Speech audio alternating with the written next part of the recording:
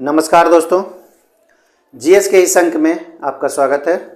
आज फिर से 25 प्रश्नों का जीएस सेट देखेंगे, साथ ही तथ्यों को देखते जाएंगे, फैक्ट्स को देखते जाएंगे। आप नोट डाउन करने के लिए कलम और कॉपी लेकर जरूर बैठें। चलिए, आज का पहला प्रश्न है, इल्तुतमिश ने बिहार में अपना प्रथम सूबेदार नियुक्त किया था। किसे नियुक्त किया था ये बताना है। तो बिहार में चर्चा हो रही है, बिहार में अगर चर्चा हो रही है तो ये मलिक जानी हो जाएगा इसका सही जवाब। इल्तुतमिश बिहार में अपना प्रथम सूबेदार मलिक जानी को नियुक्त किया था। इल्तुतमिश के बारे में जान ले तो इल्तुतमिश जो था वो कुतुबुद्दीन ऐबक का गुलाम था। ठीक है, गुलाम था, प्लस ये दामाद भी था। कुतुबुद्दीन ऐबक, ये इल्तुतमिश को गुलामों का गुलाम कहा जाता है। गुलामों का गुलाम कहा जाता है इसे। और इसके द्वारा, इल्तुतमिश के द्वारा ही ये पहले कुतुबुद्दीन ऐबक ने क्या किया था कि लाहौर को राजधानी बनाया था, लेकिन लाहौर से दिल्ली लाया था, लाहौर से राजधानी स्थानांतरित किया था। लाहौर से राजधानी को क्या किया था, ये स्थानांतरित किया था, राजधानी स्थानांतरित किया था। कौन? इल्तुतमिश के द्वारा। और इल्तुतमिश की ही पुत्री थी इसकी, कौन? रजिया सुल्तान। इसको भी आप नोट कर लें, रजिया सुल्तान थी, जो कि भारत की पहली शासिका, महिला शासिका थी। ये पहली महिला शासिका थी। तो आपको ये भी नोट करने हैं। ठीक है, इल्तुतमिश के बारे में इतने सारे फैक्ट्स हैं, इसको नोट कर लें। गुलामों का गुलाम इसे कहा जाता है। कुतुबुद्दीन ऐबक का वह गुलाम था, दामाद भी एक तरह से था। पुत्री रजिया सुल्ताना थी, भारत की पहली महिला शासिका थी। तो इन सारी चीज़ों को आपको याद रखने हैं थोड़ा सा। चलिए, दूसरा सवाल पे हम लोग चलेंगे। दूसरा नंबर सवाल कहता है, बिहार में सर्वप्रथम किस बैंक की स्थापना हुई थी? बिहार में सबसे पहले किस बैंक की स्थापना हुई थी? तो इलाहाबाद बैंक की स्थापना की गई थी। अगर पूरे भारत में सबसे पहले बैंक की स्थापना की बात कर लें, भारत में प्रथम बैंक कौन था बताइए? प्रथम बैंक था बैंक ऑफ हिंदुस्तान। ठीक है, बैंक ऑफ हिंदुस्तान ये पहला बैंक था भारत का। 1770 ईस्वी में इसकी स्थापना की गई थी। इसकी स्थापना कब की गई थी? 1770 ईस्वी में इसकी स्थापना की गई थी और भारत का पहला बैंक था बैंक ऑफ हिंदुस्तान। जबकि अगर बिहार की बात कर ले तो इलाहाबाद बैंक सबसे पहला बैंक था। आगे देखेंगे, मानव विकास सूचकांक किसने विकसित किया था? मानव विकास सूचकांक को विकसित करने वाला है महबूब उल हक। 1990 ईस्वी में विकसित किया था। महबूब उल हक के द्वारा यह विकसित किया गया था मानव विकास सूचकांक। इसे जारी करता है यूएनडीपी। इसे जारी कौन करता है? यूएनडीपी के द्वारा यह मानव विकास सूचकांक जारी किया जाता है। महबूब उल हक के द्वारा यह विकसित किया गया था, जिसे अमर्त्य सेन जो कि भारत का अर्थशास्त्री था, भारत का अर्थशास्त्री हैं। ठीक है, इन्होंने भी सपोर्ट किया था, ठीक है, अर्थशास्त्री ने इसे सपोर्ट किया। तो 1990 में महबूब उल हक के द्वारा यह विकसित किया गया है मानव विकास सूचकांक। ये यूएनडीपी जारी करता है। भारत में अगर मानव विकास सूचकांक की अगर बात कर लें तो दिल्ली टॉप पर है और सबसे निचला स्तर पर जो है वो है बिहार। तो ये भी आपको याद रखने हैं। ये 2023 की चर्चा हमने किया। आगे देखेंगे, किसी बिजली की इस्त्री को गर्म करने के लिए किस धातु का प्रयोग किया जाता है? तो ये नाइक्रोम होता है, उसमें नाइक्रोम डाला हुआ रहता है। नाइक्रोम का तार जो होता है कुंडली नुमा, ये बनाया जाता है नाइक्रोम का। बॉल पेन जो होता है वह किस सिद्धांत पर काम करता है? ये 2 सिद्धांत पर काम करता है। 2 सिद्धांत कर सकते हैं। पृष्ठीय तनाव तो एक है ही, पृष्ठीय तनाव है तो, या फिर केशिकत्व के सिद्धांत अगर ऑप्शन में रहे तो इसको भी आपको बना देना है। केशिकत्व के सिद्धांत पर या फिर पृष्ठीय तनाव के सिद्धांत पर बॉल पेन जो होता है लिखने वाला वो काम करता है। आगे देखेंगे, वायु में हाइड्रोजन अगर जलने लगे तब क्या होता है? जब अगर हाइड्रोजन ये वायु के साथ, ऑक्सीजन के साथ अगर मिलता है, जलता है, रिएक्टेड होता है, तब जल का निर्माण होता है, H2O बनता है। चलिए आगे, 7वां, निम्नलिखित में कौन सा वेद गद्य और पद दोनों में लिखा है? ध्यान से देखें, कौन सा वेद गद्य एवं पद दोनों में लिखा है? तो कुछ यहाँ पे फैक्ट्स देख लें। सबसे पहले तो जान लें कि ये 4 वेद होते हैं। वेद कितने हैं? 4 वेद होते हैं, ऋग्वेद, सामवेद, यजुर्वेद और अथर्ववेद। सबसे पहला ऋग्वेद होता है, ये प्राचीन वेद है, प्राचीन सबसे पुराना वेद कौन है? ऋग्वेद है। गायत्री मंत्र का उल्लेख भी इसी में किया गया है। ये भी कभी कभी क्वेश्चन एराइज हो जाते हैं। गायत्री मंत्र का उल्लेख किया गया किसमें? ऋग्वेद में। सामवेद जो होता है ये संगीत का जनक कहलाता है। संगीत का जनक किसको बोला जाता है? ये सामवेद को बोला जाता है। यजुर्वेद इसका सही जवाब हो जाएगा, जो कि गद और पद दोनों में है। अथर्ववेद की अगर बात कर लें, अथर्ववेद की, तो ये सबसे बाद वाला है, सबसे बाद वाला वेद है ये, ठीक है, सबसे बाद वाला ये वेद है अथर्ववेद। इसमें जादू टोना कह सकते हैं। आगे चलेंगे। 8वां, लोकसभा के 2 सत्रों के बीच का समय निम्नलिखित में अधिक नहीं हो सकता है। लोकसभा, देखिए संसद जो होते हैं ये 3 होते हैं। एक लोकसभा से बने होते हैं, लोकसभा होते हैं, एक राज्यसभा होते हैं, ठीक है, और एक होते हैं राष्ट्रपति। संसद जो काम करता है ये तीनों पर काम करता है, ठीक है, लोकसभा, राज्यसभा और राष्ट्रपति। लोकसभा को ये निम्न सदन बोला जाता है, निम्न सदन बोला जाता है। राज्यसभा को उच्च सदन बोला जाता है, उच्च सदन बोला जाता है, ठीक है। कोई भी जब प्रक्रिया होती है, कोई भी विधेयक प्रस्तुत किए जाते हैं कानून बनाने के लिए, तो सबसे पहले लोकसभा या फिर राज्यसभा में भी किया जा सकता है। लोकसभा में पेश किया जाता है, पारित होने के बाद राज्यसभा जाता है, राज्यसभा में पारित होने के बाद वो राष्ट्रपति के पास जाता है। तो राष्ट्रपति 14 दिन के अंदर उसे अनुमति देता है, दस्तखत देता है। तो राष्ट्रपति के पास ये शक्ति है, जब जैसे ही दस्तखत होता है, हस्ताक्षर होता है, पारित होता है, तो वो कानून का रूप ले लेता है। तो संसद में 3 चीज़ें आपको देखने की चीज़ें हैं, लोकसभा, राज्यसभा, राष्ट्रपति। राज्यसभा को विघटित नहीं किया जा सकता, अस्थायी सदन है ये। लोकसभा को विघटित किया जा सकता है, ये अस्थायी सदन है, तो इसे भी कभी कभी पूछ लिया जाता है अस्थायी सदन। ये अस्थायी होता है, ये अस्थायी होता है, तो कभी कभी ये भी पूछ लिया जाता है, तो ये भी आपको बता देने हैं, ठीक है। लोकसभा का जो कार्यकाल होता है 5 वर्ष होता है, और इसका कार्यकाल अनलिमिटेड है, इसे भंग ही नहीं किया जा सकता है। लेकिन अगर जो सदस्य होते हैं उसका कार्यकाल की अगर बात करें तो 6 वर्ष होता है। सदस्यों का कार्यकाल, ध्यान देना, सदस्यों का कार्यकाल कितना होता है? 6 वर्ष, ठीक है, इसे याद करें, 6 वर्ष रहता है। तो इसका सही जवाब हो जाएगा 6 माह के।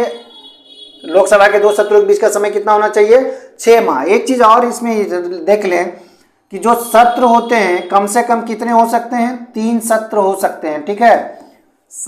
एक साल में कम से कम कितने सत्र हो सकते हैं? 3 सत्र। इसको भी आपको नोट करने हैं, ये बहुत इंपॉर्टेंट है, ये तो बार बार पूछ लिए जाते हैं। राज्यसभा से संबंधित चीजों को ज्यादातर पूछा जाता है, तो राज्यसभा वाला चीज को जरूर नोट करें, याद रखें। चलिए आगे देखेंगे। साइमन प्रतिवेदन पर विचार के लिए बुलाए गए 3 गोलमेज सम्मेलन, दोनों को याद रखें, साइमन प्रतिवेदन और 3 गोलमेज सम्मेलन। भाग लेने वाले प्रतिनिधि, ये भी ध्यान दें। देखिए इसमें सबसे पहला इसका जो आंसर होगा ये भीमराव अंबेडकर हो जाएगा, जो कि तीनों गोलमेज सम्मेलन में भाग लिए थे, ठीक है। तो गोलमेज सम्मेलन और साइमन प्रतिवेदन को थोड़ा सा समझ लेंगे। साइमन प्रतिवेदन या साइमन कमीशन की अगर हम लोग चर्चा करें, साइमन कमीशन, तो साइमन कमीशन जो आया था भारत में ये 3 फरवरी को आया था 1928 ईस्वी को, जिसका विरोध करने पर आप जानते होंगे लाला लाजपत राय की मृत्यु होती है, लाठी सर पे लग जाने के कारण। साइमन कमीशन का ही विरोध कर रहे थे वो लाला लाजपत राय, और उनकी मृत्यु होती है। साइमन कमीशन आया था और इसमें सभी गोरे ही थे, भारतीयों को इसमें नहीं रखा गया था इस कमीशन में, इसीलिए इसका विरोध किया जा रहा था। 3 गोलमेज सम्मेलन जो हुआ था, स्थान क्या था? तीनों का स्थान था लंदन। लंदन में तीनों गोलमेज सम्मेलन हुआ था। गोलमेज सम्मेलन जो हुआ था, गोलमेज सम्मेलन का स्थान कहाँ था? लंदन। पहला जो गोलमेज सम्मेलन हुआ था, प्रथम जो हुआ था गोलमेज सम्मेलन, ये हुआ था 1930 ईस्वी में। दूसरा जो हुआ था, द्वितीय की अगर हम लोग चर्चा कर लें, द्वितीय जो हुआ था ये हुआ था 1931 ईस्वी में। तृतीय जो हुआ था, तृतीय गोलमेज सम्मेलन, ये हुआ था 1932 ईस्वी में। अब यहाँ पे ध्यान दें, तीनों गोलमेज सम्मेलन में तो भीमराव अंबेडकर ने भाग लिया था, लेकिन 1931 का जो गोलमेज सम्मेलन था इसमें महात्मा गांधी ने भाग लिया था। महात्मा गांधी ने भाग लिया था कांग्रेस के तरफ से, ये भी ध्यान देना है, कांग्रेस के तरफ से भाग लिया था। ठीक है, तो इन सारे तथ्यों को आपको समझना है। गोलमेज सम्मेलन का स्थान लंदन था, तीनों गोलमेज सम्मेलन लंदन में ही हुए थे। प्रथम गोलमेज सम्मेलन 1930 ईस्वी में, दूसरा गोलमेज सम्मेलन 1931 में, तीसरा गोलमेज सम्मेलन 1932 में। तीनों गोलमेज सम्मेलन में भाग लेने वाले जो प्रतिनिधि थे वो डॉक्टर भीमराव अंबेडकर थे, जबकि दूसरे गोलमेज सम्मेलन में गांधी जी ने कांग्रेस की तरफ से भाग लिया था। ठीक है, इन सारी चीजों को समझना है, याद रखना है। चलिए आगे देखेंगे। 10, हड्डियों और दांतों में जो रासायनिक पदार्थ विद्यमान रहता है उसे क्या कहते हैं? ये बहुत आसान है, कैल्शियम फॉस्फेट इसका नाम है, सिर्फ इसे देख लें, ज्यादा इसमें कुछ करना नहीं है। Calcium phosphate. गन पाउडर मिश्रण जो होता है वो देखिए सोरा का होता है, गंधक का होता है, कोयला का होता है। तो सोरा, गंधक और लकड़ी का जो कोयला होगा ये इसका सही जवाब हो जाएगा। गन पाउडर इसी का मिश्रण होता है। 12 नंबर सवाल देखेंगे। निम्नलिखित में कौन सा जीवाश्म ईंधन नहीं है? प्राकृतिक गैस तो है, पेट्रोल है, कोयला है। कटकोयला या चारकोल जो होता है ये प्राकृतिक गैस नहीं, प्राकृतिक ईंधन या जीवाश्म ईंधन नहीं होता है। प्राकृतिक तो होता है लेकिन जीवाश्म ईंधन नहीं होता है। बिहार से प्राप्त होने वाले अशोक के स्तंभ लेख, बिहार से जो प्राप्त हुए हैं तो एक एक करके देख लेंगे। लौरिया अरेराज ये चंपारण में है। ठीक है, लौरिया नंदनगढ़ ये भी चंपारण में है। रामपुरवा रुम्मीदेई, तो रुम्मीदेई जो है ये लुम्बिनी में है। कहाँ है? लुम्बिनी। लुम्बिनी कहाँ है? तो ये नेपाल में है। लुम्बिनी कहाँ है? नेपाल में है। और रुम्मीदेई लुम्बिनी से प्राप्त हुआ है। रामपुरवा जो है ये भी चंपारण में ही है। रामपुरवा जो कि बिहार में है, जो कि बिहार में है। चंपारण कहाँ है? बिहार में एक जिला है चंपारण। लौरिया अरेराज, लौरिया नंदनगढ़, रामपुरवा ये सारे जो स्तंभ लेख हैं अशोक के ये बिहार से प्राप्त होते हुए हैं। जबकि रुम्मीदेई की अगर चर्चा कर लें तो ये लुम्बिनी से प्राप्त हुए हैं जो कि नेपाल में है। तो नहीं है, यहाँ पे चर्चा किया जा रहा है, तो रुम्मीदेई इसका सही जवाब हो जाएगा। ठीक है, जब सारे चीजों को आप समझ लेंगे तो आप आंसर बता देंगे, लेकिन सिर्फ रट्टा मारेंगे रुम्मीदेई को ही तो प्रॉब्लम है भाई। ठीक है, तो प्रॉब्लम होगा, आपको याद रखना संभव नहीं हो पाएगा। विश्व मानवाधिकार दिवस किस दिन मनाया जाता है? तो विश्व मानवाधिकार दिवस मनाया जाता है 10 दिसंबर को। यह भी बहुत बार पूछा जाने वाला सवाल है। ये क्यों मनाया जाता है? 10 दिसंबर को क्यों मनाया जाता है भैया? क्या बात है, 10 दिसंबर को ही क्यों मनावे? ऐसा क्या फैक्ट्स है जो हम इसको याद रखें कि 10 दिसंबर को ही मानवाधिकार दिवस मनाया जाता है? तो इसकी जो स्थापना की गई थी, मानवाधिकार आयोग की स्थापना, मानवाधिकार आयोग की स्थापना कब की गई है?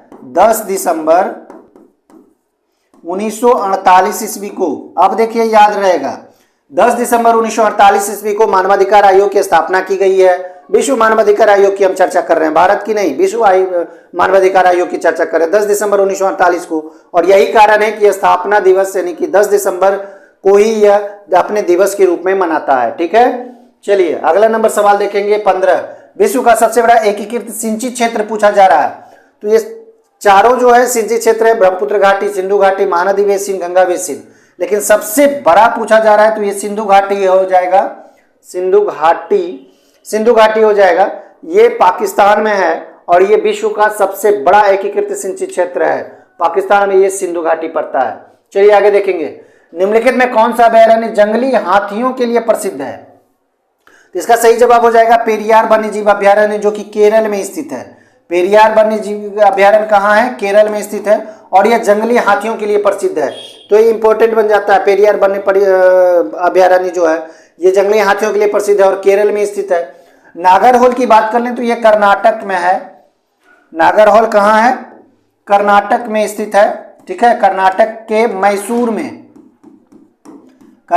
मैसूर में स्थित है ये नागरहोल वन्यजीव अभयारण्य और एशियाई हाथियों के लिए प्रसिद्ध है। एशियाई हाथियों के लिए यह प्रसिद्ध है। क्या? नागरहोल। ठीक है, अब हम लोग थोड़ा सा मानस जीव अभयारण्य के बारे में जान लें। तो मानस जीव अभयारण्य जो है ये असम में स्थित है, असम राज्य में है और यह टाइगर प्रोजेक्ट के तहत है। टाइगर प्रोजेक्ट, ठीक है, टाइगर प्रोजेक्ट के तहत मानस वन्य जीव अभयारण्य आता है। तो 16 आपने देखा, 17 अब देखेंगे यहाँ पे 1984 में हुई भोपाल गैस त्रासदी किस गैस के रिसाव के कारण हुई थी? 1984 ईस्वी में यह हुआ था, रात में यह बीता था और इससे हजारों लोगों की मौतें हुई थी। यह मिथाइल आइसोसाइनेट के रिसाव हुआ था। रिसाव क्या हुआ था? मिथाइल आइसोसाइनेट, जो कि एक जहरीला गैस है जिससे मानव का घुटने से प्राण चला जाता है।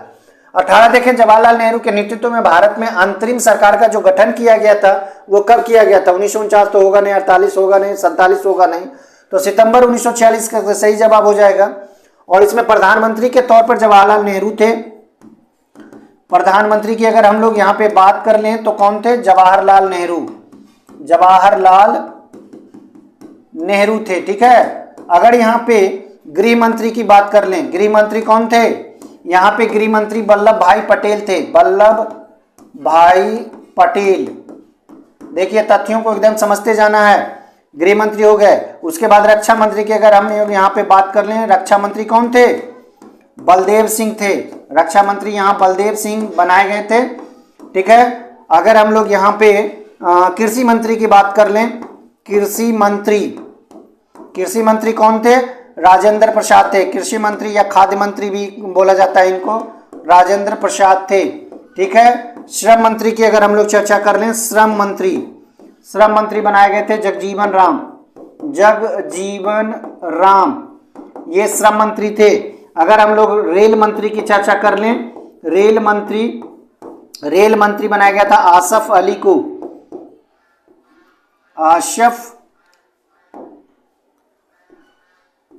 अली को रेल मंत्रालय दिया गया था। तो इस तरह से कुछ मंत्रियों को याद रखने हैं। ढेर सारे मंत्री यहाँ पे हम लिख दिए हैं। सितंबर 1946 में जो गठन किया गया था उसमें ये मंत्रालय सौंपा गया था। और उसके बाद इसमें और भी बच जाता है, जैसे शिक्षा मंत्री, ठीक है, गोपालाचारी को बनाया गया था, राजगोपालाचारी को। उसके बाद मैग्सेसे पुरस्कार पाने वाले पहले भारतीय कौन थे? तो ये विनोबा भावे थे। अब थोड़ा सा मैग्सेसे पुरस्कार के बारे में जान लें। तो इसको रमन मैग्सेसे पुरस्कार बोला जाता है, रमन मैग्सेसे, ठीक है, बोला जाता है। पुरस्कार से इसे बोला जाता है। ये एशिया का नोबेल भी बोला जाता है। इसे क्या बोला जाता है? एशिया का नोबेल बोला जाता है, रमन मैग्सेसे पुरस्कार या फिर मैग्सेसे पुरस्कार। इसकी शुरुआत की अगर बात करें तो 1957 ईस्वी में इसकी शुरुआत की गई थी। 1957 से इसकी शुरुआत की गई थी। कहाँ से? तो फिलीपींस से। फिलीपींस के जो राष्ट्रपति थे रमन मैग्सेसे, उन्हीं की स्मृति में इसे दिया जाता है। फिलीपींस के राष्ट्रपति थे ये, राष्ट्रपति रमन मैग्सेसे की याद में, स्मृति भी कह सकते हैं, याद में ये रमन मैग्सेसे पुरस्कार दिया गया। 1957 ईस्वी में शुरुआत किया गया। और सबसे पहला व्यक्ति कौन थे? विनोबा भावे। पहले भारतीय भी कह सकते हैं और पहला व्यक्ति भी कह सकते हैं, विनोबा भावे थे जो मैग्सेसे पुरस्कार प्राप्त किए थे। चलिए, किस मुगल शासक का 2 बार राज्याभिषेक हुआ था? किस मुगल शासक का 2 बार राज्याभिषेक हुआ था? तो ये औरंगजेब था। 1658 ईस्वी में इसका ये अपने पिताजी शाहजहां का क्या किया था? नज़रबंद कर दिया था, अपने पिताजी को नज़रबंद कर दिया था। औरंगजेब जो था वो राज्यों को हड़प लिया था और अपने खुद वहाँ का राजा बन गया था, मुगल का ये क्या कर सकते हैं, शासक बन गया था। और 2 बार इनका राज्याभिषेक हुआ था 1658 ईस्वी में ही, ठीक है। ठगों के दमन निम्नलिखित में से कौन संबंध है? ठगों का दमन हुआ कब था? तो ये 1830 ईस्वी में हुआ था। कब हुआ था? 1830 ईस्वी में हुआ था।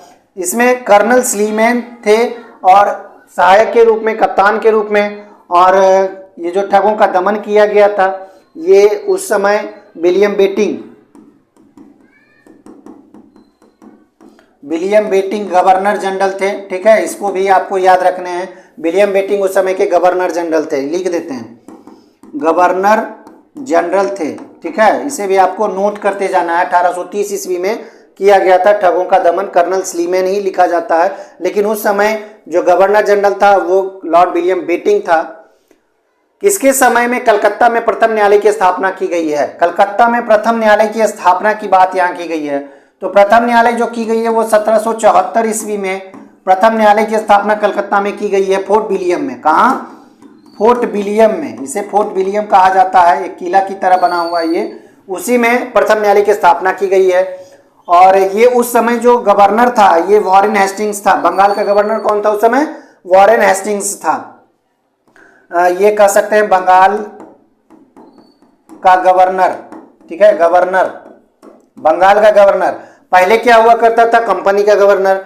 अब उसके बाद 1774 का जो कानून आया था उसके तहत बंगाल का गवर्नर वॉरेन हेस्टिंग्स बना था। और सबसे पहले फोर्ट विलियम में ही प्रथम न्यायालय की स्थापना की गई थी। और प्रथम न्यायाधीश जो बने थे, मुख्य न्यायाधीश, प्रथम मुख्य न्यायाधीश भी आप जान लें, ये भी पूछ लिया जाता है। प्रथम मुख्य न्यायाधीश कौन थे?